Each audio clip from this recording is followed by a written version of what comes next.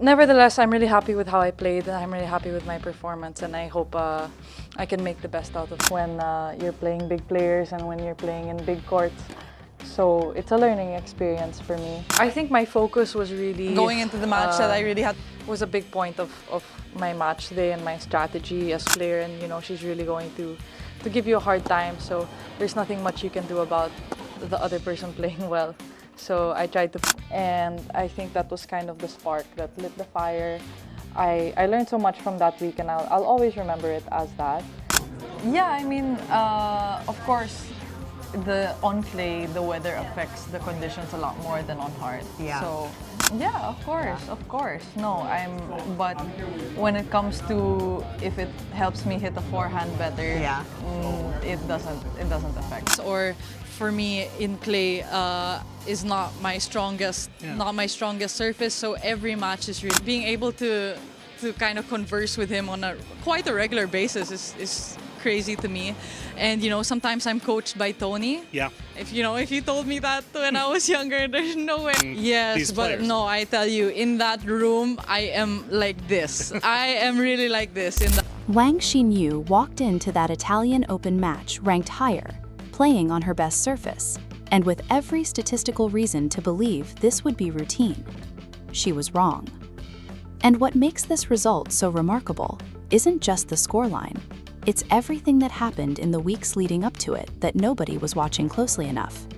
A 20-year-old from the Philippines, still building her relationship with clay, still learning what it means to compete at this level in the biggest tournaments on the calendar, and she went out there and did something that forced an entirely new conversation about where Alex Eala is actually heading. Stay with this until the end, because the story of how this win happened starts much earlier than the first point in Rome. It starts in a pre-match interview, where Eala said something about her preparation that most people glossed over. It starts in Indian Wells, where she took on Coco Gauff and walked away with a lesson that would quietly reshape her entire clay court strategy. And it starts with a relationship, one she has with a man who knows more about winning on clay than almost anyone who has ever lived. This is the full picture. Let's get into it. Okay. Okay, Alex, so nice to see you in Italia. Yeah. I know you love España, but how are you in Italy? Amazing, great food, amazing atmosphere. So I'm super excited to be here. Yeah, and what about this court? It's parang sobrang ganda. What are your thoughts about playing this tournament? It's your second year, di ba?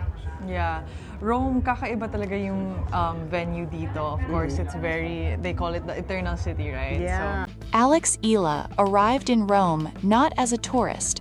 She arrived as someone who had studied this city's courts the year before and come back with a plan. But what nobody was asking yet was, had she actually figured out clay? The answer was already hiding in plain sight. more. Okay, that sounds good. Now, how do you like the courts? I saw your practice kanina with Sigmund. How do you like the clay? And nakaka-apekto ba yung parang medyo cloudy and cold conditions sa game mo? Yeah, I mean, of course, on clay, the weather affects the conditions a lot more than on hard. Yeah. So it's a bit heavier, especially today. It was a bit gloomy. So everything depends. But yeah, it's an external factor you can't really control. I have not crossed paths with her yet, but I think it's going to be a great match. Of course, I say a lot that at this level, every match is very difficult. Yeah. So I'm going in prepared, I'm going in mentally strong, and hopefully with good results. Yeah. She went in prepared. She went in mentally strong. Those aren't just press conference words, because what happened next against Magdalena Frech proved that the preparation she described was real. But there was one thing she hadn't fully locked in yet, and it almost cost her everything in that third set. A match that allowed you to take control. Oof, I think I told myself that I wasn't tired enough. And I think, and I told this to my team that I wasn't finishing the points tired enough. So maybe the intensity went down a little bit, and I tried my best to give that little extra push every single point, and it paid off. Yeah, let's talk about that. You grew up essentially at the Nadal Academy, where I believe they have a couple of clay courts, yes. And yet, as you point out, you've played very little as a professional on clay compared to how much you've played on hard. Is it Are you starting to fall in love with the clay? Is it a work in progress? How are you digging it now? Of course, I'm starting to build that relationship, especially at this level, because I've competed in clay definitely many times growing up, but playing as a professional obviously is a different game, I think. She grew up training at the Nadal Academy, clay courts everywhere, and yet clay as a professional still doesn't come naturally. That contradiction is actually what makes her dangerous. She's building something, she's not a finished product, and the players who underestimate a rising player mid-build pay the price. I think my focus was really was a big point of my match today, and my strategy, as well as the intensity in my legs and the intensity I was able to produce to be aggressive. Yeah, I took those learnings from the last match. I tried to do things differently, better on certain things I can control. I know that Coco is a great player, and she's really going to give you a hard time. So there's nothing much you can do about the other person playing well. So I tried to focus on what I could control. Yeah, I think that Miami run was really big. It was my biggest result, and I think that was kind of the spark that lit the fire. I learned so much from that week, and I'll always remember it as that. But there's so many things that have happened in between then and now that have added to how I've grown as a player and as a person. And I think one of the biggest things is maturity, experience, being able to surround myself consistently with this high of a level of tennis players, and this high of a level of competition pushes me to be better. So I'm trying to find my limits and Miami lit the fire, but Rome, this run, this is the proof that the fire didn't burn out. She's not riding momentum from one magic week anymore. She's stacking results, stacking maturity, stacking experience at the highest level. Wang Xinyu faced a player who knew exactly what she was doing.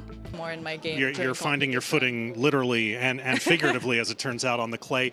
Every time we talk to you, we talk about the crowd support that you receive around the world. It's fairly remarkable. In particular, the Filipino community in every city where you play comes out and gives you immense support. Obviously, that's got to energize you, but does it also place pressure on you because you might feel an obligation to deliver for these fans that come to support you? Of course. Well, aside from all of the really core relationships that I've had that have brought me to where I am today, like my team, of course meeting Rafa, and just being able to kind of converse with him on quite a regular basis is crazy to me. And sometimes I'm coached by Tony. Yeah. If you told me that when I was younger, there's no way I would have believed you. She's coached by Tony. She gets advice from Rafa regularly. Let that land for a second. The man with 14 French Open titles is in her ear on clay. And she says if someone had told her this when she was younger, she would never have believed it. Neither would Wang Xinyu. Simone Biles in person, and I saw all of these amazing athletes, and it was so inspirational. It's nice to know that athletes get starstruck. Normally, people are getting starstruck meeting you. You still get starstruck meeting these players. Yes, but no, I tell you, in that room, I am like this. I am really like this in that room. But you're like this in the Philippines, and we wish you continued success. It's Wang Xinyu for you in the second round. Congrats on a hard-fought victory today. Wang Xinyu never saw this loss coming, and now the whole tour is paying attention. The version of Alex Eala that showed up in Rome is not the same one from a year ago. She said it herself. She's trying to find her limits and then go past them. What happens next is the video right here.